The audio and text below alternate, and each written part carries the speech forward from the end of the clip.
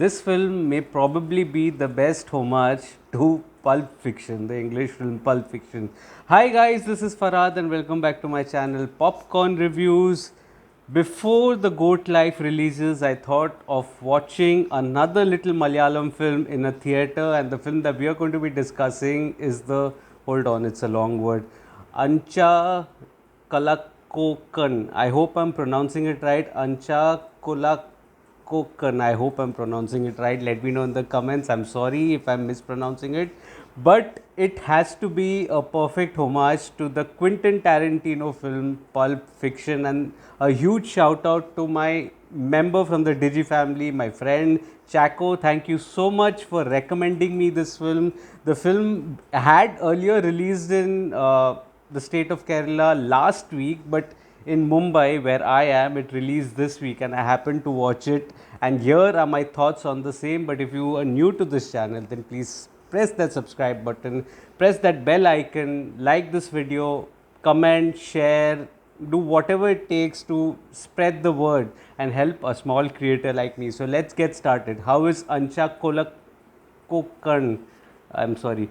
How is that film? Let's find out. So coming to the story and screenplay, Anchakkallakokkan is a story of a murder investigation that takes place centered around a cowardly police constable who needs to get past his initial days in the force in trying to decipher the case. Now, this is only the tip of the iceberg because there's a lot to discover in this film, which is actually, it unfolds in a non-linear fashion. Now, firstly, it is experimental because it is a period drama set in the 1980s. But take that concept and introduce a zany, aggressive, and almost bonkers of a thriller, which would make Quentin Tarantino proud. And something that is what Anchakkallakokkan manages to do, and that is the beauty of the writing. Now, this film was absolutely not on my radar, and it completely took me by surprise because I hadn't watched its trailer and did not know anything what to expect. And I think that is the best way to venture into this film, particularly knowing as little as possible and allowing the film to surprise you in many ways.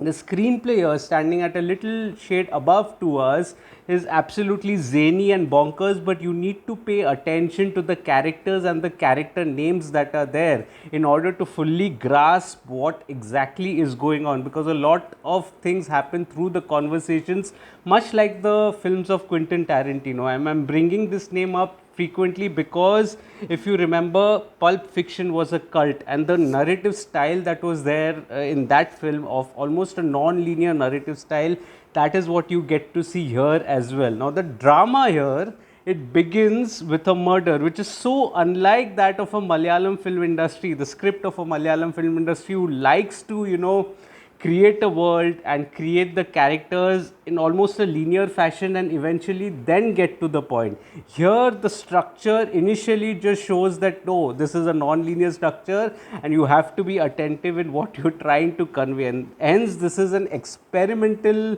kind of a narrative that really works and works well. It is a welcome relief as well from the regular structure, which also is a success story in the Malayalam film industry. So it begins with a murder, and soon you are introduced to the rest of the characters, including that of the protagonist, who happens to be a little cowardly. There are traces of folklore as well that are introduced in the narrative, almost in the form of a flashback. But the moment you set the investigative tone underway in the film, that is when the film really picks up. Now, there are multiple threads that are open, and it's almost like seemingly unrelated events that transpire and take place together with a promise that somewhere the worlds will collide. And it is a perfect homage to Pulp Fiction, as I have been saying a lot in this video. I may have said it almost like 10 times, I don't know. But it is true, it is true. It is a wonderful, wonderful narrative, a very refreshing narrative that is there. And on top of it, you are also introduced to a new set of characters that are there, which are zany and perfectly complement the madness of the world that has been created here, even while you don't really lose focus of the central plot of the film, which is that of a murder investigation. And the pre-interval fight that is there, that will have to be one of the finest moments that I've witnessed on Cellulite thus far in 2024. The entire fight sequence that is there at the bar, which is in sync with the music that is being played, and also a background score which is pulsating, outstanding. I think that has to be one of my favorite moments from the film, and it made for a wonderful, wonderful setup to that interval point where there's a little twist and set up things perfectly for the things to follow in the second hour. The second hour gets a little more complex with a few more backstories that are there, but it completely drips itself in the non-linear narrative. So you need to pay attention, but once you get the hang of things, you will be able to join the dots as well. And the revelation, may I add, is not great, which made me think that this was a very simplistic plot in itself, but it was the treatment that the filmmakers were trying to achieve, and they did so very well. So the revelation is not great. In fact, the plot itself may not be as great, but it is the treatment that absolutely takes you by surprise. And it also culminates in that final 30 minutes where the entire drama takes place at a single location that is there. And that is when I was absolutely marveled by the narrative style that was there. It was outstanding to the core, with so many face-offs and such a satisfactory, supremely satisfactory final act, where a little folklore of an end also is linked to it. And that may be a little far-fetched from a character standpoint or the character arc standpoint, but yeah, it does deliver. I was really happy. I was clapping through the end credits of the film, and that speaks volumes of the screenplay that is there. It is outstanding here. So coming to the technical aspects, the dialogues, the music and the direction, I felt the dialogues are quite zany, and they go perfectly in tone with the drama that is there. The music is fabulous, but even more fabulous is the BGM that is there. It is pulsating and it syncs well with the fight sequences that are staged here at multiple stages. There is one in the first half, one in the second half towards the end.